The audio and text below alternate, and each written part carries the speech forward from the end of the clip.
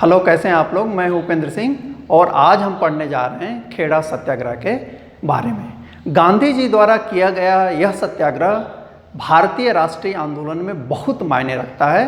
तो आइए हम देखते हैं। और इस संदर्भ में जो पहली चीज़ आपको जाननी चाहिए वह यह कि यह कब हुआ। तो ये डेट है मार्च 1918 को यह शुरू हुआ और 5 जून 1918 को ये समाप्त हुआ। पहली चीज़। दूसरी चीज़ ये कि यह जो खेड़ा है यह कहाँ है। तो वर्तमान में यदि आप जाएंगे तो गुजरात में 33 ज़िले हैं। उन 33 ज़िलों में से एक ज़िला खेड़ा है।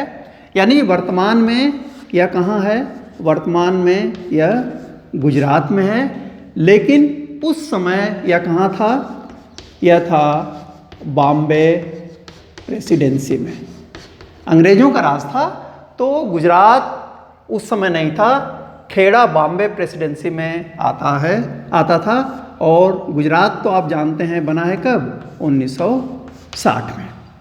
यह खेड़ा कभी आप घूमने जाएं तो एक नदी है, वात्रक नदी, उसके किनारे पे बसा हुआ।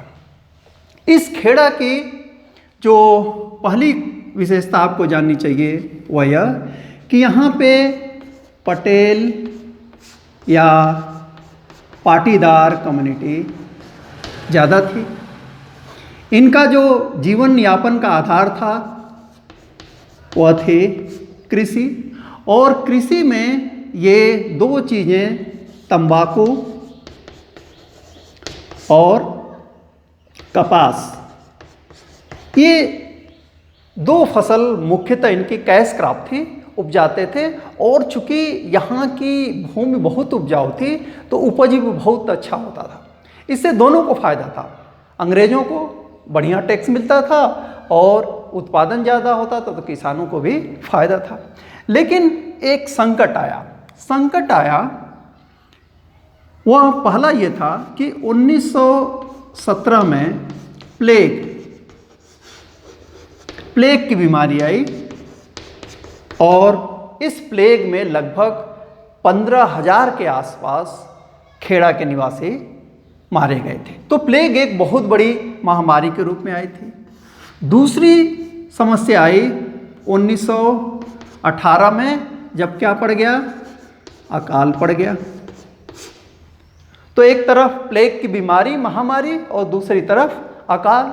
लेकिन इसके ऊपर जो तीसरा, जिसको कहते हैं ना जले पे नमक छिड़कने वाली बात जो की, वह अंग्रेज़ों ने 1918 में ये की कि उन्होंने जो टैक्स था, जो कर था किसानों पे, उसको 23%, उसमें 23% की वृद्धि कर दी। और इस चीज़ को लेकर के काफ़ी असंतोष उत्पन्न हो गया खेड़ा के किसानों में। शुरुआत में एक मोहनलाल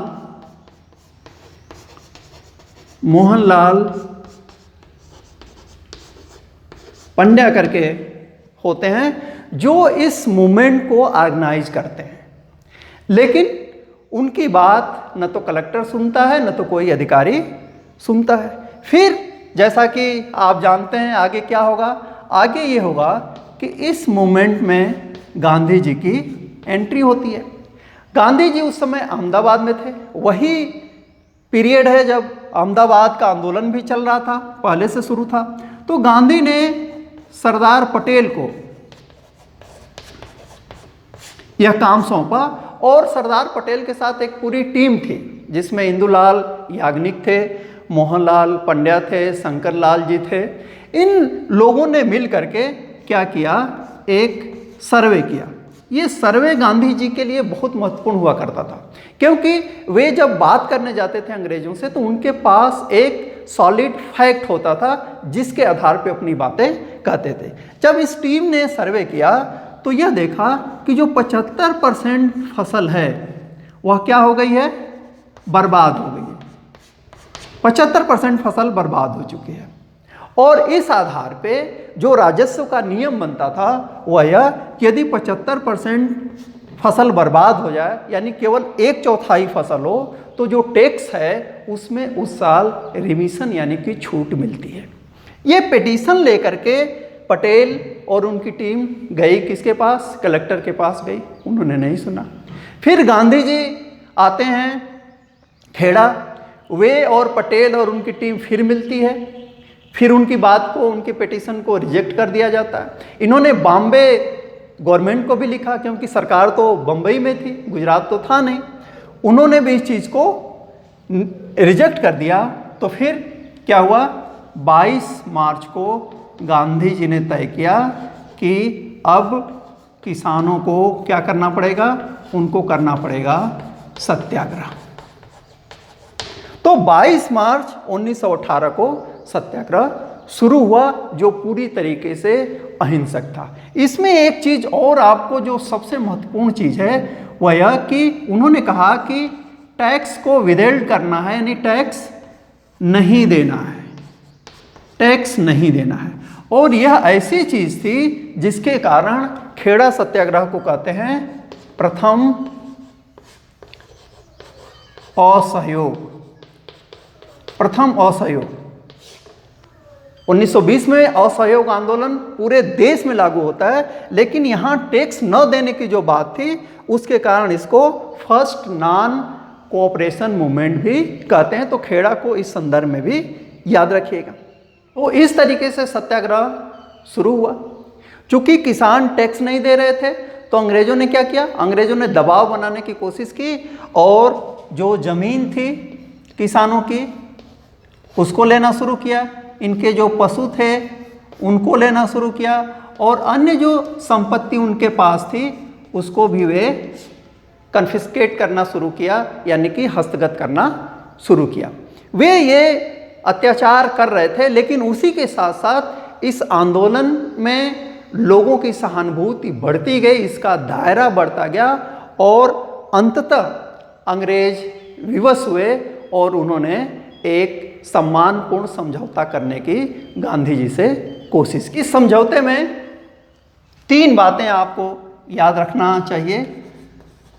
जो समझौता हुआ, पहली चीज़ ये कि जो बढ़ा हुआ टैक्स था, यानी जो 23% की वृद्धि थी,